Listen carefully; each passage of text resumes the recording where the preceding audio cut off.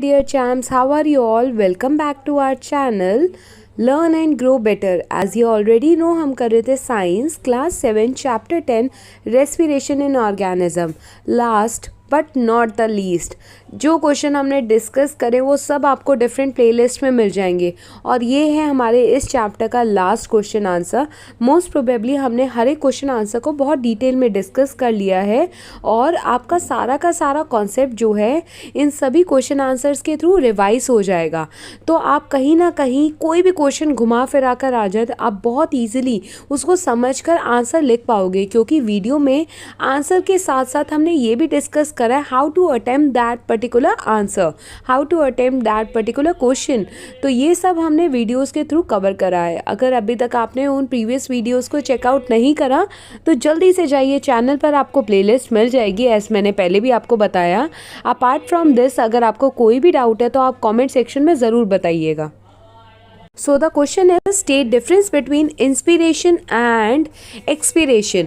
तो inspiration को हम inhalation कहते हैं, तो ध्यान रखना है ये एक different word आ गया, आपको ये चीज़ ध्यान रखनी है.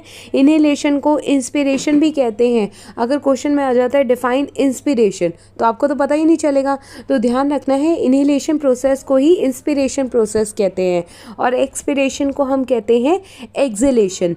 तो inhalation inspiration के टाइम पे क्या होता है, हम ऑक्सीजन रिच एयर को इनहेल करते हैं और एक्सपीरेशन में हम कार्बन डाइऑक्साइड रिच एयर को बाहर एक्सपेल आउट करते हैं. द एयर और water is taken into the respiratory organ और एक्सपीरेशन में क्या होता है, द एयर और water is sent out of the respiratory organ. The third point is rib cage moves forward and outward.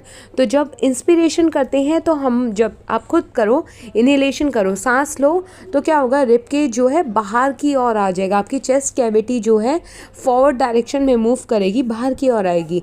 और एक्सपीरेशन के time पे रिब केज जो है डाउनवर्ड डायरेक्शन में मूव करता है, दैट मीन्स इनवर्ड डायरेक्शन में. तो these are the main difference between inspiration and expiration. तो यहाँ डायग्रामेटिकली भी शो करा हुआ है, तो ध्यान से देखना है. इंस्पिरेशन में चेस्ट कैविटी जो है एक्सपैंड हो रही है और एक्सपीरेशन में चेस्ट कैविटी जो है वो एक तरह से कॉन्ट्रैक्ट हो रही है. तो these are the main difference.